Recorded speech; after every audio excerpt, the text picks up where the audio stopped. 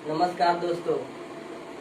जैसा कि हम लोग आर.एस. अग्रवाल का फुल सॉल्यूशन करने जा रहे हैं, जिसमें हम लोग फर्स्ट चैप्टर एलसीएम और एचसीएफ का लिए हैं।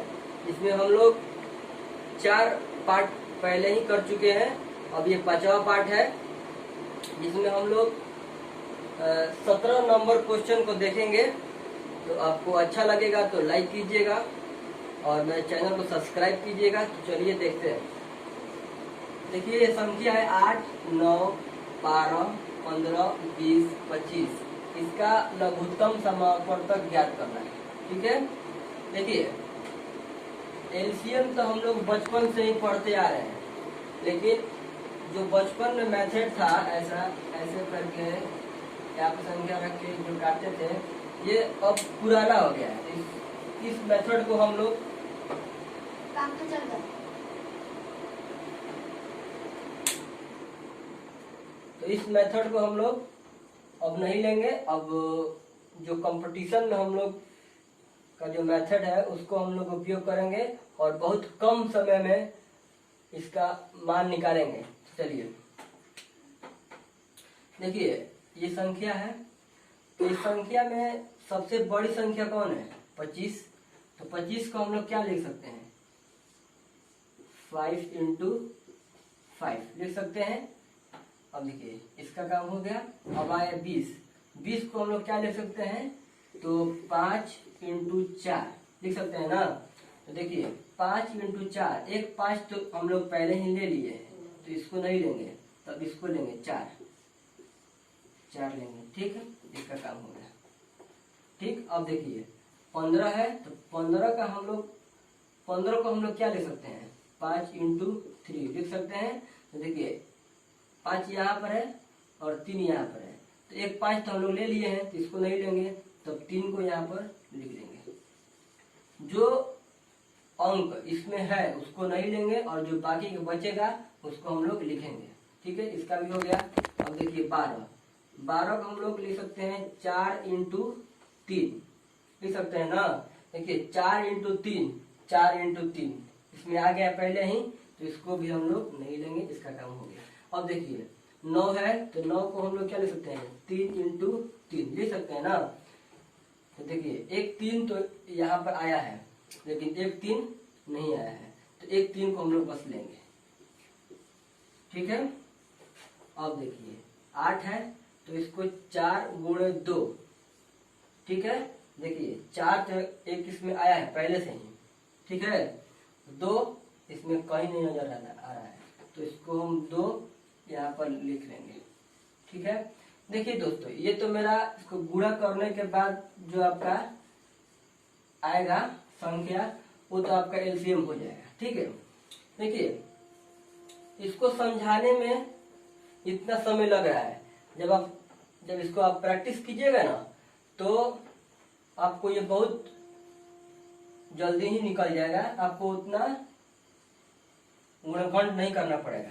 जब इसको आप प्रैक्टिस कर लीजिएगा तब। तो देखिए इसको गुणा करते हैं। 50, 25, 25 चौके 100, 100 × 3, 300, 300 × 3, 900 और 900 × 2 कितना हो गया? 1800। तो कितना हम लोग आसानी से बिना कोई ज्यादा हल के हम लोग निकाल लिए। इसका आंसर हो गया 1800। देखिए प्रश्न संख्या 18, 19 और 20, ये जो है सेम टू सेम जैसा 17 नंबर क्वेश्चन हम बनाए उसी के बेस पर है, जिसको आप लोग घर पर ट्राई कीजिएगा। अगर नहीं समझ में आएगा, नहीं कुछ कहीं दिक्कत होगा, तो आप कमेंट कीजिएगा, हम इसको अगली वीडियो में बनवा देंगे। ठीक है, अब देखिए क्वेश्चन नंबर 21, 22, 23, ये भी जो है सिमिलर है 11, 12 और 8 के। देखिए ये सब क्वेश्चन जो है ना, ये सब क्वेश्चन बनाने में तो बना देंगे, लेकिन टाइम खींचेगा, वीडियो लंबा होगा। तो इसको आप घर पर ट्राई कीजिएगा। अगर नहीं समझ में आएगा, कोई क्वेश्चन नहीं समझ में आएगा, ये नहीं बनेगा, तो आप लोग कमेंट कीजिएगा। देखिए बनाने में कोई दिक्कत नहीं है, लेकिन बोरिंग सा लगने लगता है एक ही क्वेश्चन को बार बार बनाने से बोरिंग लगता है, तो इसलिए आप लोग घर पर ट्राई कीजिएगा।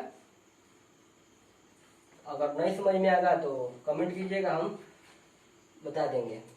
अब देखिए अगला, दो संख्याओं के महत्तम समापवर्तक तथा लघुत्तम समापवर्तक क्रमशः 8 तथा 48 है। यदि उनमें एक संख्या 24 हो तो दूसरी संख्या ज्ञात करें। देखिए इसका एक ट्रिक होता है। ट्रिक क्या, एक फॉर्मूला होता है जिसको आप, छोटा सा फॉर्मूला है, आप लोग माइंड में रखिएगा तो ये बहुत आसानी से बन जाएगा। देखिए एक फॉर्मूला होता है, पहली संख्या फर्स्ट इंटू दूसरी संख्या का गुणनफल।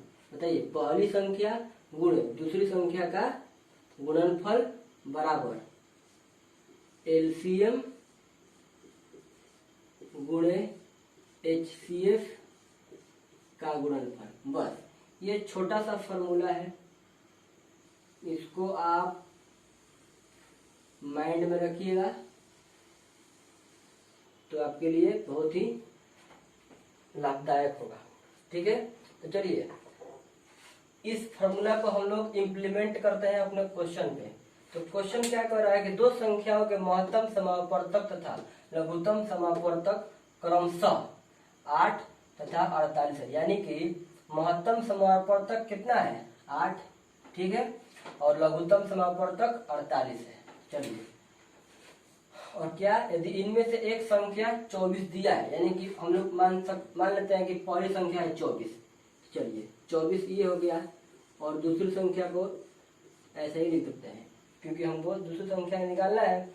अब देखिए एलसीएम कितना दिया है, एलसीएम 48 है, तो 48 को हम लिखेंगे, और एचसीएफ कितना दिया है 8, तो हम लोग 8 को ऐसे लिखेंगे। अब सिंपल कुछ नहीं करना है, इसको आप लोग को काटना है, और काटने के बाद जो बचेगा वही मेरा आंसर हो जाएगा। देखते हैं, देखिए 24 दूनी का 48 हो गया, और यहाँ पर 1 बच गया, तो 1 का गुणा करें तो 1 ही हो जाएगा। देखिए तो दूसरी संख्या कितना हो जाएगा, दूसरी संख्या हो जाएगा 8 दूनी के 16। तो मेरा option number C right answer है। Answer 1 minute. देखिए इसमें क्या है, कुछ नहीं है, बस फॉर्मूला को आपको माइंड में रखना है, बस आराम से बन जाएगा। देखिए एक बार और हम बताते हैं। देखिए पहली संख्या गुणा दूसरी संख्या का गुणनफल बराबर एलसीएम इंटू एचसीएफ। ये बेसिक फॉर्मूला है, आपको ध्यान में रखना है। चलिए आंसर देखिए। अब प्रश्न संख्या 25 जो है प्रश्न संख्या 24 के जैसा ही है, तो इसको आप ट्राई कीजिएगा, ठीक है। तो देखिए प्रश्न संख्या 26 क्या कर रहा है, 12 के 2 गुणजों का लघुत्तम कितना है 1056, ठीक है। इनमें से एक संख्या 132 हो तो दूसरी संख्या क्या करना है। देखिए 12 के 2 गुणज, ठीक है, 12 के 2 गुणज है पहली संख्या जो है 132 है, इसको लिखते हैं। देखिए क्या कर रहा है कि 12 के, मान लेते हैं पहली संख्या ये, ठीक है, 12 में कितना का गुणा करें, कितना का गुणा करें कि मेरा पहली संख्या 132 आ जाए। तो आप कहिएगा सर 12 का 11 में गुणा कीजिएगा तो 132 आ जाएगा, ठीक है, 132 आ जाएगा। 12 का 11 में गुणा करें तो 132 आ जाएगा। ये मेरा हो गया पहली संख्या जो 132 दिया है पहले से। अब देखिए दूसरी संख्या क्या कर रहा है, दूसरी संख्या भी 12 का ही गुणज है, ठीक है। तो हम लोग 12 लिखेंगे, और यहाँ पर हमको नहीं पता है कि कितना से गुणा करें तो दूसरी संख्या कितना आएगा, ये भी नहीं पता है, तो हमको उसको खाली कर देते हैं। मान लेते हैं 12 में x का गुणा करते हैं तो कितना हो जाएगा 12x, ठीक है, ये हम दूसरी संख्या माने हैं 12x। अब क्या कर रहा है क्वेश्चन, कह रहा है कि दो गुणजों का लघुत्तम समापवर्तक 1056 है। ठीक है, अब देखिए इसका मतलब ये है कि ये दोनों संख्या का लघुत्तम समापवर्तक 1056 दिया है वो, और मेरे हिसाब से दोनों ये जो संख्या है, पहली संख्या और दूसरी संख्या, ठीक है समझिएगा, पहली संख्या और दूसरी संख्या मेरे हिसाब से कितना आ रहा है लघुत्तम समापवर्तक, तो आप यहाँ पर देख सकते हैं। देखिए ये 12x है और 132 है, इसका लघुत्तम समापवर्तक कितना होगा, तो इसको आप 12 देखिए 132 का गुणनखंड यहाँ पे किया हुआ है 12 गुणे 11, ठीक है, और यहाँ पर भी 12 है 12x, तो x तो आएगा ही। देखिए लघुत्तम समापवर्तक में क्या होता है कि जो कॉमन है, जो दोनों में कॉमन है वो एक बार आएगा, और जो कॉमन नहीं है वो भी आएगा गुणा में। देखिए 12 हो जाएगा यहाँ पे 12, जो यहाँ पर भी है और यहाँ पर भी है, ठीक है, तो एक बार लेंगे इसको, ठीक, और बचा क्या 11 बचा, तो 11 को भी गुणा करेंगे, और x तो बचा ही, कितना आ गया मेरे हिसाब से 12 गुणे 11 कितना आ गया 132, और वो कितना कर रहा है 1056, तो इसका उसके हिसाब से 1056 और मेरे हिसाब से 132 आ गया। इसको अब काटेंगे, देखिए 12 8 104, इसको आप काटिएगा तो 100, देखिए काटिए, इसको पहले 4 से काटते हैं, 4 से 4 के 12, इसको 4 से काटिएगा, 4 दूनी के 8, 2 4 6 24, तो 4 के 16, ये कट गया, ठीक है 12 से ये कट गया। अब इसको आप 11 से काट सकते हैं क्या, 11 से नहीं कटेगा, ठीक है, तब इसको 3 से काटिए, 3 8 24, बचा क्या 2, फिर 3 8 24। अब देखिए अब 11 से कट जाएगा ये, तो 11 से 8 बार में इसको कटा सकते हैं, यानी कि मेरा x कितना आ गया 8 आ गया, समझ में आया ना, x कितना आ गया 8, ये मेरा x का वैल्यू हो गया, ठीक है। अब यहाँ x का वैल्यू हम यहाँ पर रखेंगे तो कितना हो जाएगा, यहाँ पे रखेंगे तो 12 और इंटू 8 देखते हैं, यहाँ पे 8 हो जाएगा x का वैल्यू, तो 12 8 96, कितना हो जाएगा 96, तो दूसरी संख्या कितना आ गया 96, जो कि मेरा ऑप्शन नंबर सी है। एक मिनट, देखिए हम लोग ने क्या निकाला, पहली संख्या दिया है 12 के दो गुणजों का लघुत्तम समापवर्तक 1056 है, इनमें से एक संख्या 132 हो तो दूसरी संख्या क्या होगा, ये हमसे क्वेश्चन पूछा था। देखिए पहली संख्या हमको दे दिया है पहले ही, एक संख्या 132 है, ठीक, और ये बोल रहा है 12 का गुणज होना चाहिए, 12 का 2 गुणज होना चाहिए।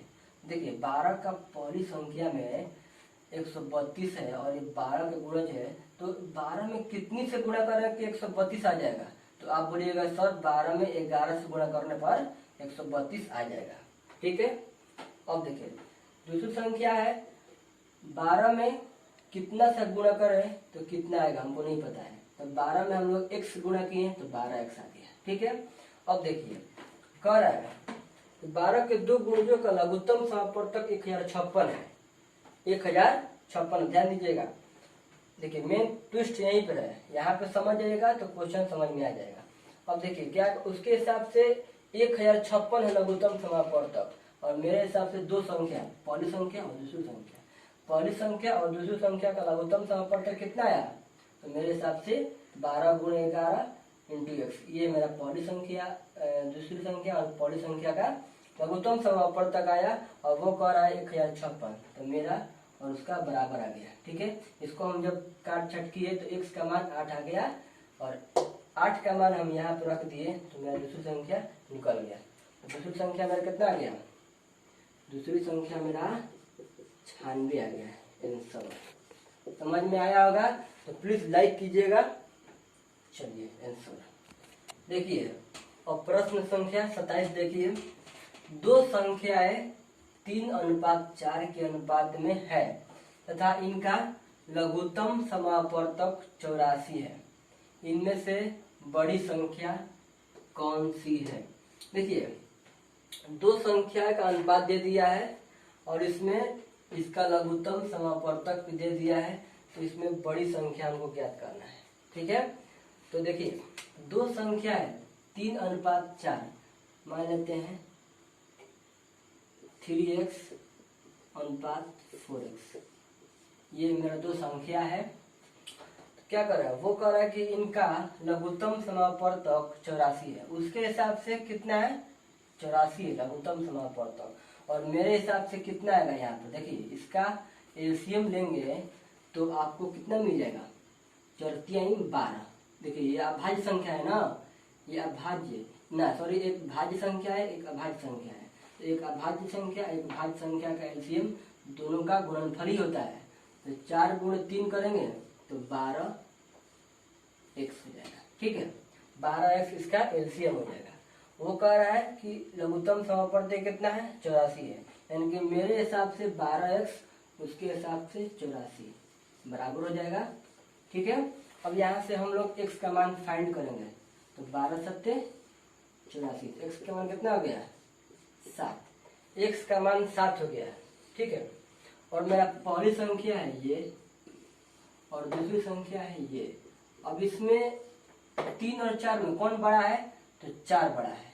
तो 4 में 7 से गुणा करेंगे तो कितना आ जाएगा, 4x, कितना हो जाएगा 4×7 कितना हो जाएगा, 28।